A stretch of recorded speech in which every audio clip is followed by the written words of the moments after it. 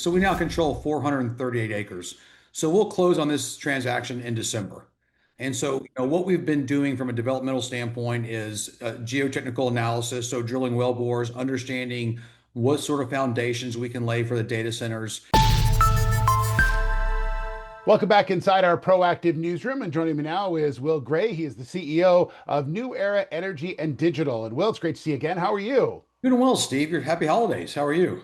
Yeah, happy Thanksgiving, American Thanksgiving, of course, coming up. Or- And yeah, I just thought it'd be a great opportunity to get a couple of updates on things that are going on. First off, you did have some news out that we should talk about, and that is that you've increased the size of your Texas AI campus, so quite substantially, as a matter of fact. So tell me a little bit about this land acquisition and what it means for you. Yeah, so yeah, I appreciate that. So what we did, we did sign the purchase and sale agreement for the additional 203 contiguous acres. So right now we did close on the 235 acres there in Ector County, Texas, just outside the city of Odessa, Texas, so Permian Basin. And this additional 203, so we now control 438 acres. So we'll close on this transaction in December. And so, what we've been doing from a developmental standpoint is geotechnical analysis, so drilling well bores, understanding what sort of foundations we can lay for the data centers. It's just not as easy as going out there and building a house. This is, I mean, you're talking billions and billions of dollars being spent. So understanding the civil engineering aspect of this is just one small component of what we've been doing thus far. So Yeah, getting the 203 acres under PSA so we can close on in a couple of weeks is huge so we can wrap up the geotechnical analysis. Yeah, let's talk a little bit about the process now because there's a lot of things that have to happen and they really have to happen in sort of a row. And sometimes things get delayed and that pushes other things out. So maybe give us an update on where you're at timeline wise and what you're seeing as far as the development is concerned. Again, that's a great thing because again, I'm sitting here talking to all of our shareholders, one of which I'm a big one. We have approximately 45,000 shareholders within New Era Energy and Digital. And everyone's asking the same questions. When is this coming online? Who is the end tenant? When are you going to be in production? When are we going to start showing revenues? I mean, these are all very, very valid questions. And I just want to start with some simple ones so we can start clearing the air up on what we're doing.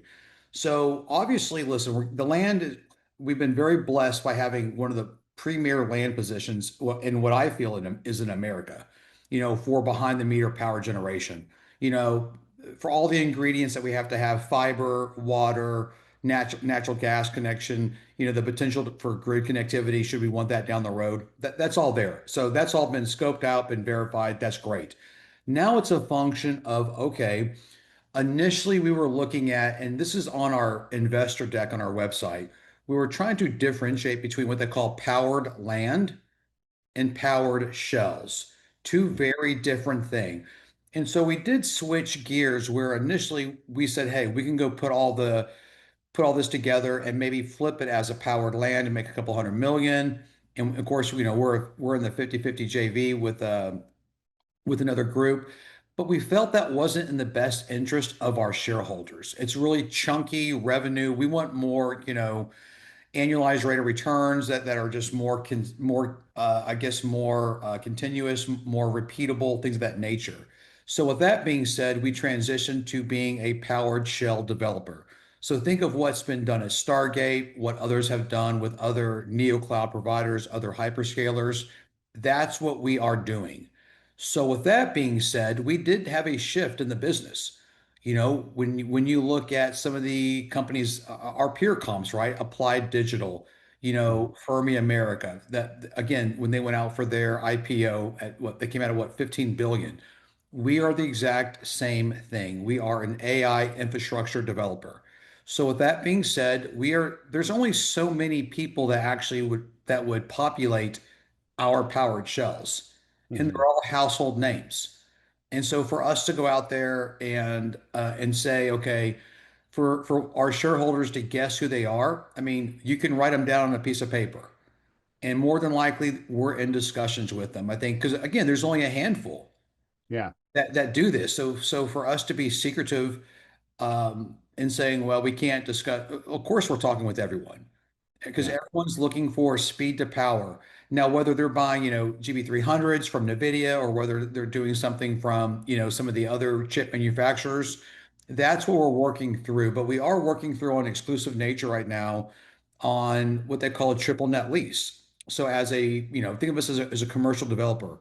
So we're not going to own the power gen. The power generation is simply a pass through to the end tenant, but we do, so our goal is to have a triple net lease with one of those household names. Okay. Now, will that get announced by the end of Q4? We're in exclusive discussions right now. So more than likely it will not. It'll bleed into early Q1. But Okay. but And the key to all this is the construction, right? And construction is still set on scale for 2026 as that well. is that is correct. So going, so FID, final investment decision.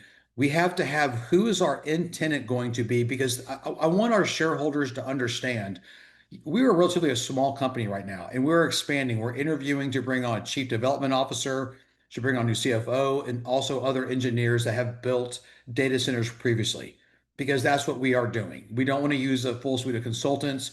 We would like to have it in-house. So our investors will be seeing some news about, the addition of our team growing, which is going to happen. So I think Yeah. that's step one. But I think, one thing I also want our shareholders to understand is that in looking at the right tenant, and again, these could be neo cloud providers, or they could be much larger, some of the Mag 7, some of your household names. Not every balance sheet is the same. Because one thing that we're trying to do is match up the right lease with the right tenant. Because if you think about this, now we have to go and raise the capital to build these data halls, these data centers. Right. And, typically we've been saying, hey, it's $8 to $12 million per megawatt. So let's just say ease of math is 10 million. And we're going to start with a 500 megawatt facility. That's $5 billion that we have to go raise. And so a lot of people are trying to better understand is, oh my gosh, is Will and his team going to go out and dilute the company exponentially? No, this is done at the asset level, so off balance sheet financing. But again, everyone's balance sheet is different. And so we have to better understand, okay, so we choose tenant A, right, Yeah. to populate our data center. Then we take that tenant's balance sheet and go work with the various infra funds and bulge bracket banks that we're talking to with their balance sheets to understand what sort of value can we get, is it 80% financing? Is it 60%? Is it 90%? I mean, it honestly ranges from 60 to 95% debt financing, depending upon who your tenant is. Now, Yeah. obviously, we would look at also utilizing uh, asset level equity financing as well, because our goal is to minimize dilution at Topco at the parent level, right? Which is New Era Energy and Digital, as much as possible, while retaining as much ownership at the asset level, which equates to annualized cash flow back up to the parent corp. So we're building out these various models to understand which tenant makes the most sense, which balance sheet makes the most sense, and what is the cheapest cost of capital in raising these billions of dollars. And we're in discussions with not just on the tenant side, but on the financing side as well, because we don't want to get caught um, having the antenna nailed down without having the proper finance. So we've Sure. had discussion with those various banks. And again, these are household banks. These are not, some, infra funds that people have not heard of. Because again, Okay. raising $5 billion is not a small feat.